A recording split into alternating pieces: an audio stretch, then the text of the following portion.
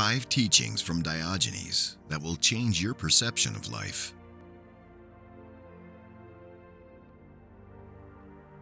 The philosopher Diogenes of Sinope was fascinating. He was expelled from his own country of Sinope for tampering with the money, and wound up in Athens, the birthplace of eminent philosophers like Plato and Aristotle. According to Diogenes, living a modest life of poverty has enormous virtue, which is best demonstrated in practice rather than theory. He became famous for his philosophical antics and took significant measures to uphold his principles.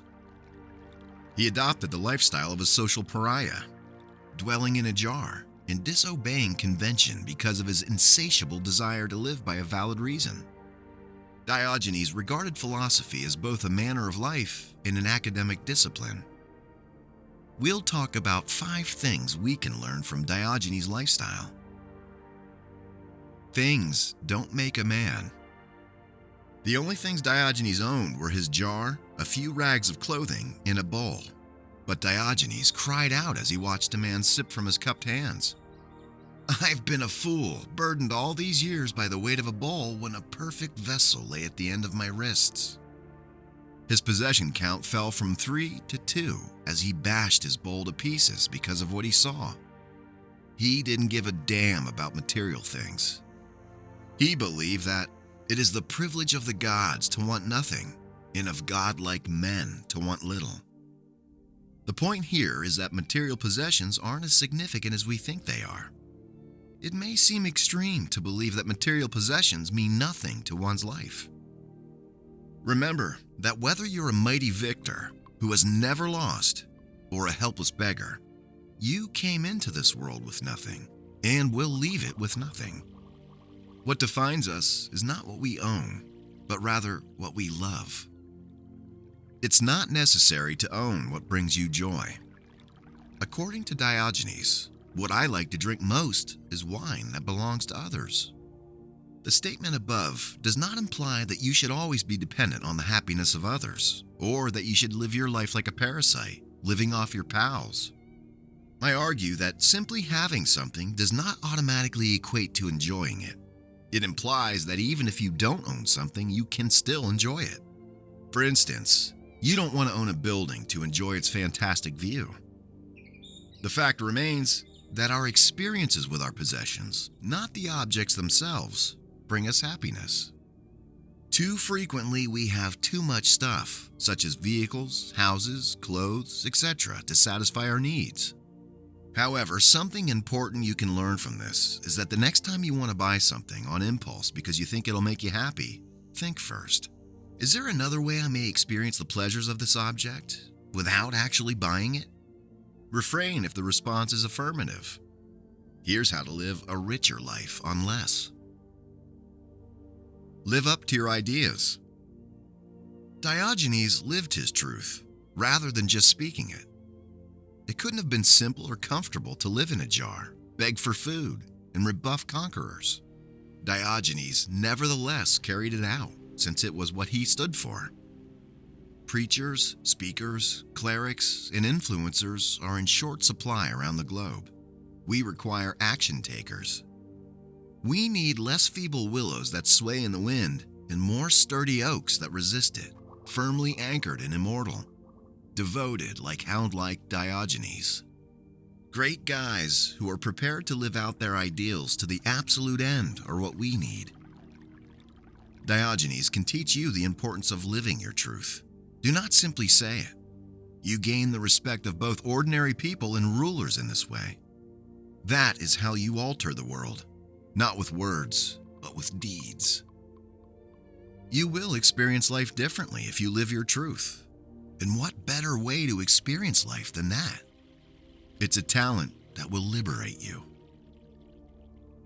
If you lead a simple life, you don't have to do things you hate.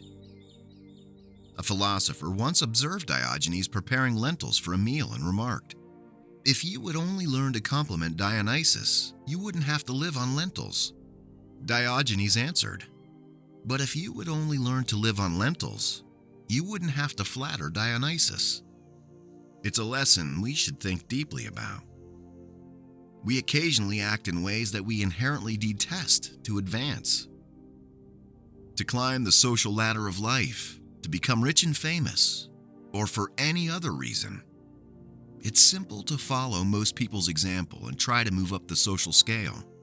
But this leads you to doing things you don't want to appease others. To live up to social expectations, you end up going overboard. To live a simple life, stay away from the rat race. Blindly participating in the rat race will keep you in a self-created cycle, like a mouse stuck on a wheel eternally. The only way out of this rut is to go against the grain and minimize your needs rather than long after more, which everyone else is doing. In line with Epicurus, do not spoil what you have by desiring what you have not. Remember that what you have now was once among the things you only hoped for. Nothing is enough to the man for whom enough is too little. Do you need an Armani, a Gucci outfit, a Hermes bag, or $1 million watch to be happy? Or are you looking for satisfaction through spending, recognition through success, or your 15 minutes of fame by spectacular deeds?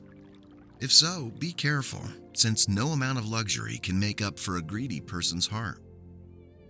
Finding what truly makes you and you alone happy and concentrating on that is preferable.